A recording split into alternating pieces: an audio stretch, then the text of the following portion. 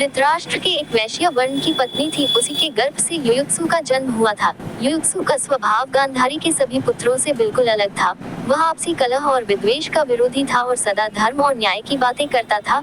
लेकिन चून की सत्ता गांधारी के पुत्रों के हाथ में थी, इसलिए कोई भी इसकी नहीं सुनता था। कौरवों ने जिस प्रकार का छलपूर्ण व्यवहार अपने भाई पांडवों के साथ किया था, उसकी कटु भर्त्सना युयुत्सु ने की। दुर्योधन आदि इसका इसी कारण अपमान भी करते थे। कुछ दिन तक ये देखकर कि कौरव किसी प्रकार भी धर्म के पद पर नहीं आएंगे, उसने इनका साथ सदा के लिए छोड़ दिया। युद्ध से पहले युधिष्ठिर ने घोषणा की थी कि जो हमारे पक्ष की ओर से लड़ना चाहे वह हमारे यहाँ आए, हम उसका स्वागत करेंगे। इसी घोषणा को सुनकर युयुत्सु कौरवों के विरुद्ध युद्ध करने के लिए पांडव पक्ष में जा मिला। उसे विश्वासघाती भी कहा गया, लेकिन उसने इसकी तनिक भी परवाह नहीं की, क्योंकि उसके सामने परिवार और कुल की मर्यादा से ऊपर धर्म और सत्य की मर्यादा थी। उसी की प्रेरणा से उसने कुल और परिवार के उन बंधनों को काट दिया था जिन्हें भीष्म जैसे योगी और द्रोणाचार्य जैसे पंडित भी नहीं काट पाए थे। भीष्म पितामह और द्रोणाचार्य पूरी तरह समझते थे कि कौरवों ने पांडवों के साथ अन्याय किया है, यहाँ तक कि उन्होंने स्वयं अपने सामने द्रौपदी का अपमान होता देखा था,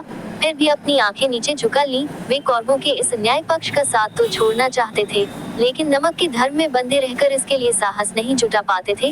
बार बार भीष्म ने दुर्योधन को बुरा कहा, लेकिन अंत में युद्ध उसकी सेना का सेनापति बनकर किया। द्रोण ने भी ऐसा ही किया। द्रोण ने तो उस वीर बालक अभिमन्यु के अन्यायपूर्ण वध में भी सहयोग दिया था। इसकी तुलना में यदि हम युयुत्सु को रखें तो वह न्याय और धर्म के पद पर हमें अधिक दृढ़ दिखता है। उसने इन झूठी मर्यादाओं की चिंता न करके न्याय की भावना से अपने जीवन का तादात्म्य स्थापित कर लिया था। कुछ नासमझ व्यक्ति उसको विश्वासघाती या कुलघाती कहते हैं, लेकिन जीवन के सत्य की विराट आधार भूमि पर चिंतन करने से पता लगता है कि वह बड़ा ही सच्चा शूरवीर था। पांडवों के यहाँ उसका अपार स्वागत होता था। उसने भी पांडवों की ओर से सच्चाई के साथ युद्ध किया था और उनका इतना विश्वास जीत लिया था कि जब परीक्षित को राज्य देकर पांडव हिमालय की ओर चले तो युयुत्सु को परीक्षित का संरक्षक नियुक्त कर गए। इन सब को देखकर हमें युयुत्सु के रूप में एक ऐसा पात्र मिलता है जिसमें सत्य और धर्म के प्रति अपूर्व दृढ़ता और साहस था, और जिसने कभी झूठे बंधनों में बांधकर अपनी आत्मा को नहीं बेचा था।